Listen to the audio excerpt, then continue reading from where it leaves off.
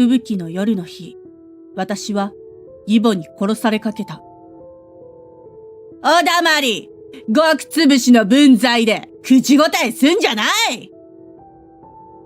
極寒の夜でもお構いなしに、義母は私をベランダへ締め出した。気温がマイナスの中、服はびしょ濡れで、体は震え、手の感覚までなくなってきて、この時ばかりはここで死ぬのだろうかと最悪の事態が頭をよぎった。でも、本当に最悪の結末を迎えたのは私ではなく義母の方だったのだ。私の名前はマコ、30歳。子持ちの既婚者だ。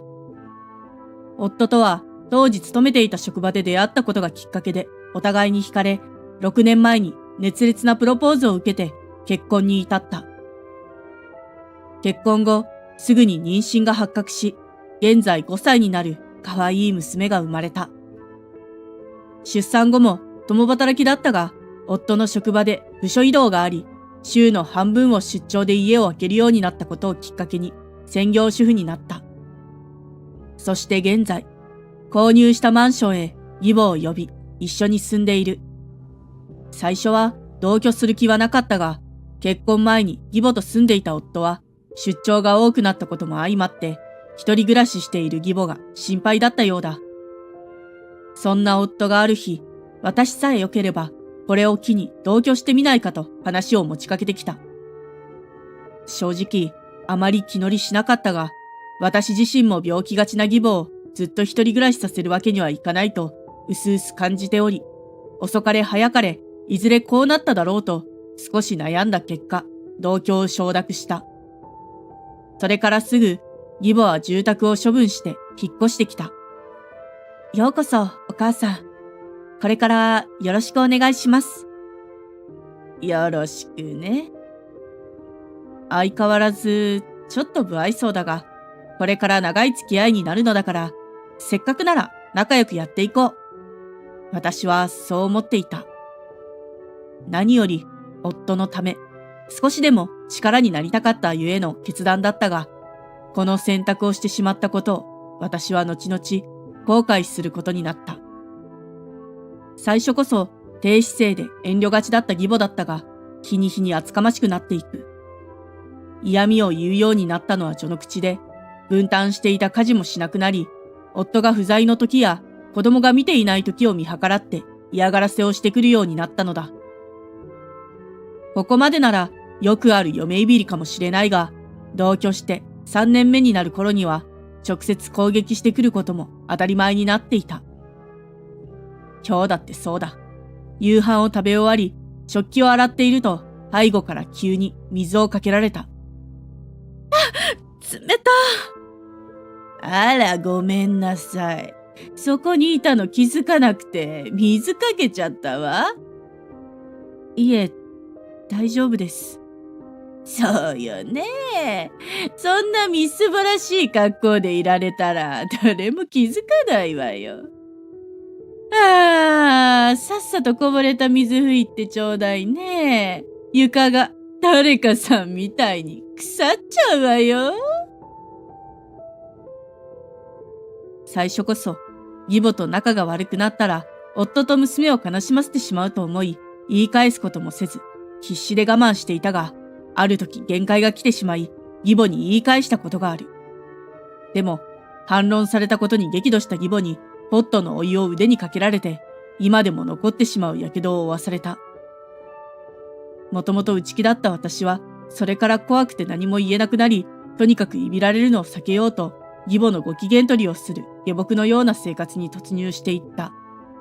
その結果、今日みたいに水を浴びせられるまでにエスカレートしてしまったのだ。この次の日、私はこれまでのいびりを可愛いと思えるほど地獄のような時間を過ごすこととなるとは、この時はまだ思いもしなかった。その日は久しぶりに娘と共に実家を訪れた日だった。娘も両親も大喜びしていっぱい遊んでもらえたのがよほど嬉しかったのか、帰り際に、ケイジとバーバともっと遊びたいとダダをこねた。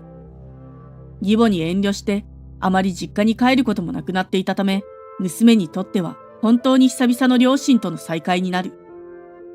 なかなか会えないから無理もないよなぁと思いながら、両親も娘の気持ちを察してくれていたので、その日は実家へ泊まらせることにした。本当は私も一緒に泊まってしまいたかったが、今日は夫が出張で不在の日。病気がちな義母を放ってはおけないので、私一人で帰ることにした。自宅に帰ると、義母がリビングにいた。ただいま戻りました。あれ、あなた一人なの？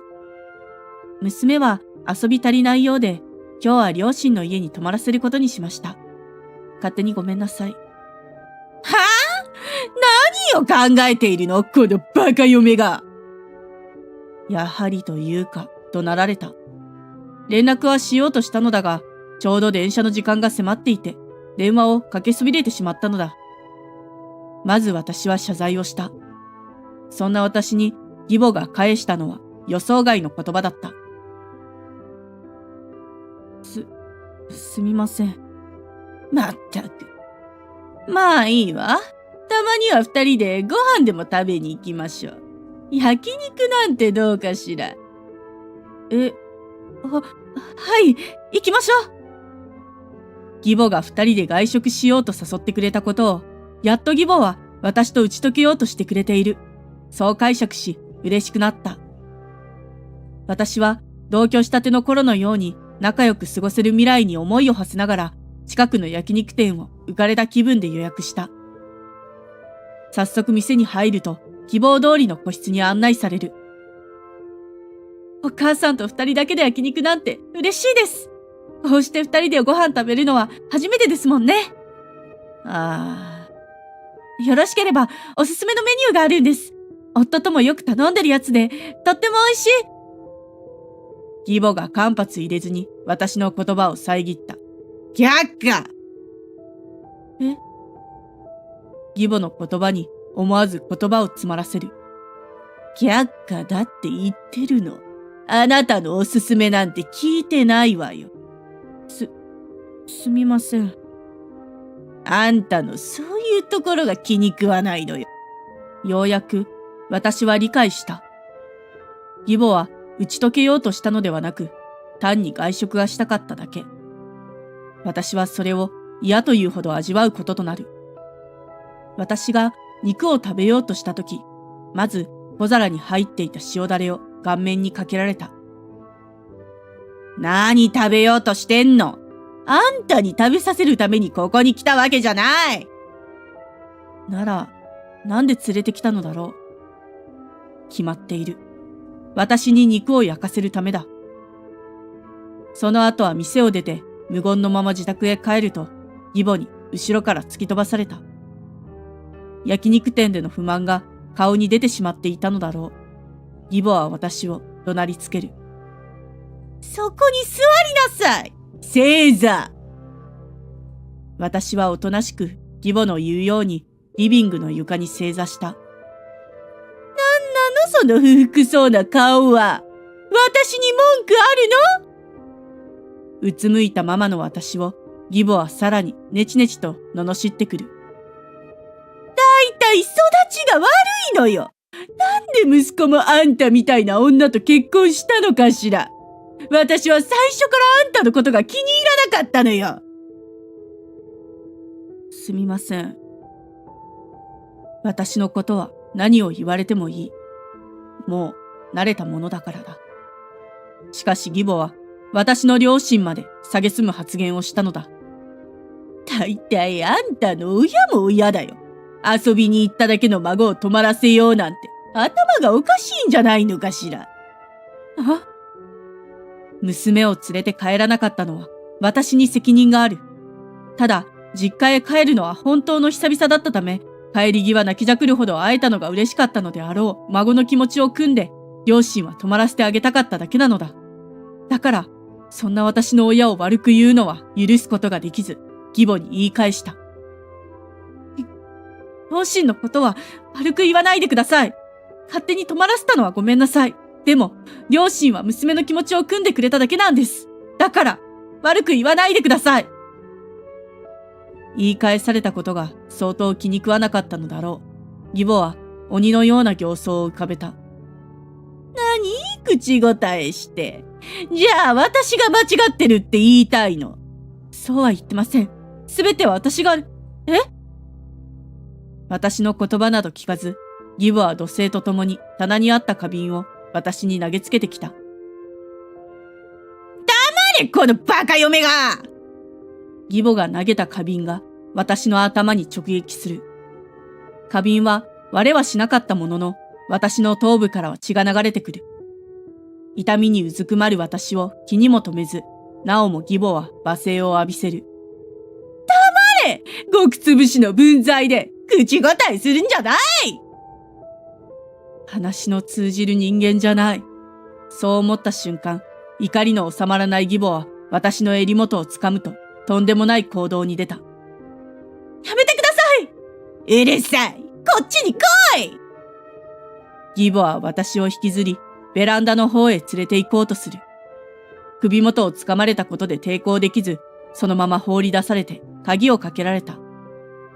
寒い。服は花瓶の水がかかって濡れている上に傷の手当てもしていない。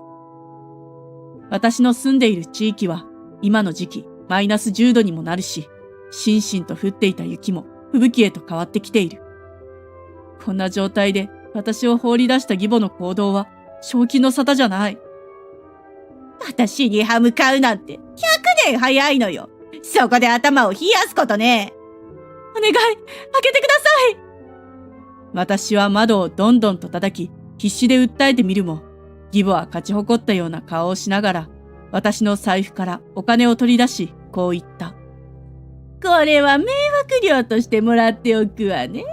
さて、何しようかしら。開けて！私の言葉虚しく、カーテンを閉められて家の中の状況がわからなくなってしまう。だが、唖然としている場合じゃない。こんな極寒の中、ずっと外にいたら本当に死んでしまう。幸い、スマホを持っていたため、まずは室内にいる義母に電話をかけたが、何度かけ直しても一向に出る気配はない。私は少しでも暖を取るため、ベランダに置いてあった新聞紙を身にまとうと、やむを得ず、夫に連絡を取った。心配はかけたくなかったのだが、もう手の感覚がなくなるほど凍え切った私は、そんなことを言っていられる余裕もない。電話をかけると、すぐに夫は出てくれた。もしもし、マコ。こんな夜中に珍しいな。雪すごいけど、そっちは大丈夫か？あなた、どうしよう。寒いよ。どうした？大丈夫かマコ？今、どこにいるんだ？電話に出た夫の声に少し安心し、思わず涙が出てしまった。驚いた様子の夫に、事の経緯と今の状況を説明すると、夫はまず私のことを第一に動いてくれた。すまない。本当にすまない。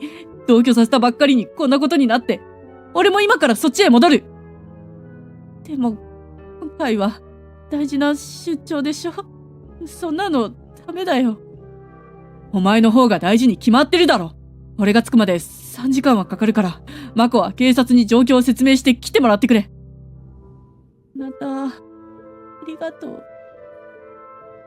でも、警察に通報して大ごとにしたくないの。お母さんももう少ししたら気持ちも落ち着くかもしれないから、一旦待ってみてもいいかな。夫はすぐにでも通報してほしいみたいだったが、もし大ごとになればこのマンションにも住みづらくなる。今後も家族と暮らしていくため穏便に済ませたいという私の意思に夫も何とか納得してくれ、代わりにこまめに連絡をよこしてくれた。合間を縫って電話をくれて私を励ましたり、繋がらなかったようだが義母へ連絡もしてくれていた。本当は助けてほしくて夫に電話した。でも、こんなに優しい夫と可愛い娘がいるのだ。だから、私なりに愛する家族を守りたい一心で我慢を続けることを選んだ。どれくらいの時間が経っただろう。寒いという感覚もなくなりつつあり、意識も薄れてきた。まだ義母が鍵を開けるような気配はなかった。何度も連絡をくれていた夫だったが、最後の通話から10分は経っただろうか。夫から再び着信が入る。マコ、大丈夫か？うん。私は大丈夫だよ。まだ外にいるんだな。すまなかった。すぐに警察が来てくれるよ。それ以上マコが我慢する必要なんてないんだ。でも、そんな。世間体を気にしてくれて、ここまで我慢してくれたのは本当に嬉しい。ありがとうな。でも、俺はマコのことが大切なんだよ。これ以上傷つけたくない。もう電話を切らないからな。気を確かに持ってくれよ。そうだ。俺たちが初めて会った時の話をしようか。ありがとう。どんなんだったっけ？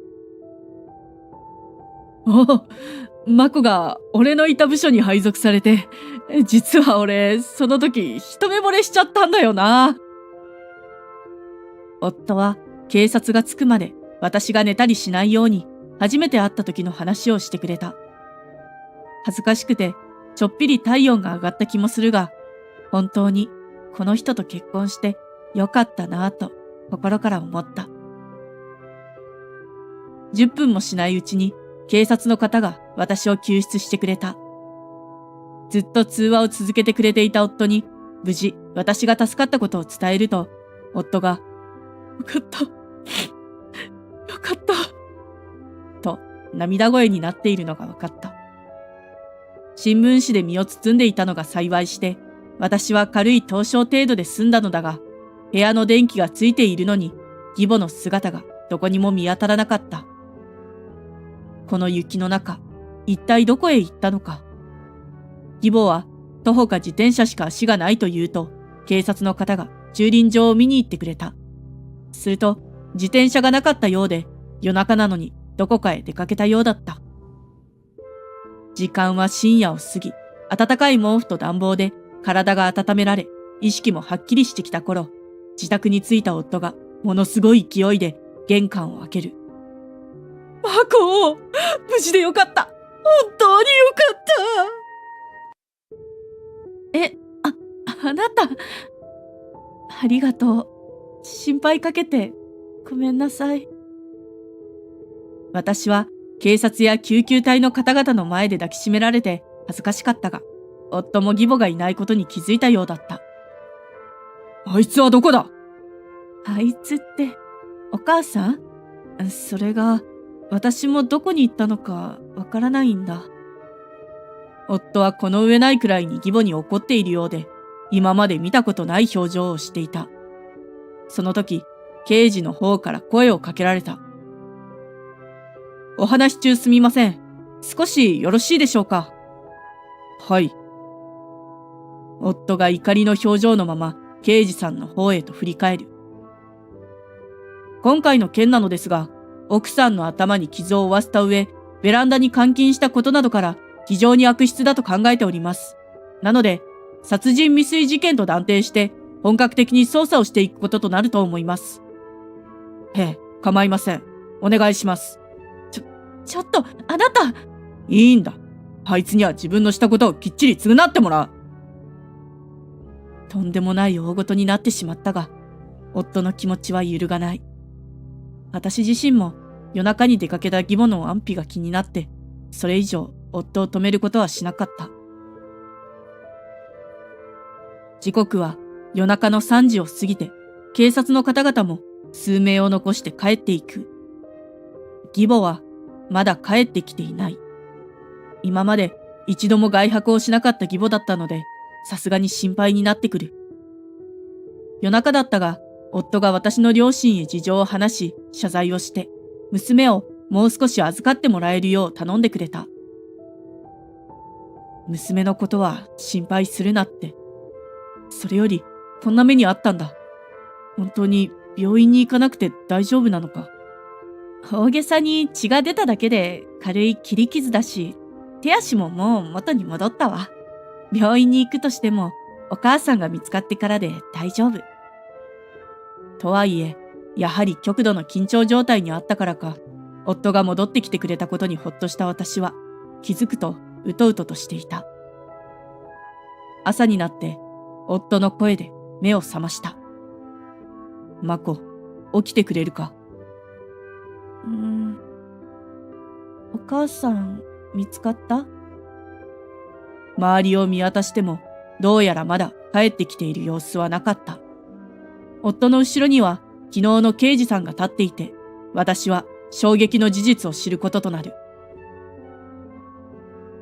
マコ、刑事さんの話、落ち着いて聞いてくれ。はい。私どもは昨夜からお母様の捜索をしていたのですが、1時間ほど前、この近辺の方から通報があったんです。ええ。逮捕されたということだろうか。やけに重苦しい空気だ。私は刑事さんに聞いてみることにした。逮捕されたってことですか？今朝、この近くの田んぼで容疑者、いや失敬、お母様の遺体が発見されました。え？なんと義母は亡くなっていた。刑事さんの話によると、義母は昨晩、私をベランダに締め出した後、その怒りが収まらないままコンビニへ向かい、私から盗んだお金でお菓子を大量買いしたそうだ。レジで散々店員に悪態をつき、すっきりした義母は帰り道の途中で足を滑らせて田んぼへ転落したようだ。全身が冷たい水に浸かったことで発作を起こして動けなくなってしまい、しばらく生きていたようだが、雪が積もったことで誰にも気づいてもらえず、翌朝に発見された頃にはもう亡くなっていたようだ。その後、義母の葬儀は表面上はしめやかに行われた。その時初めて知った話だが、親戚たちも義母には散々困らされていたようだ。暴れて警察沙汰になることはもちろん、盗みや恐喝じみたことまでしていたという話を聞いた。それを証明するかのように、弔問客は近しい親戚以外誰も来場しておらず、皆が皆、最後くらいはという理由で来てくれているような雰囲気だ。